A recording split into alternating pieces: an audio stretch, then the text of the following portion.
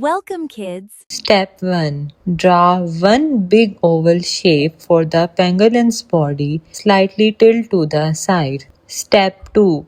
Draw a small circle oval on the front side of the body for the pangolin's head.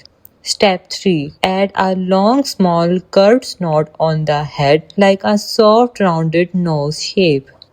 Step 4. Draw one small rounded eye on the face and a tiny smiling mouth. Step 5. Add two small rounded ears on the top back side of the head.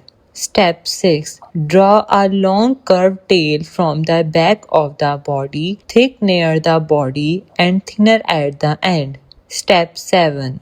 Draw four short legs under the body with small rounded feet. Step 8. Add tiny claws on each foot. Step 9. Start drawing pangolin scales on the back. Add 5 to 6 big U-shaped scale lines from head to tail.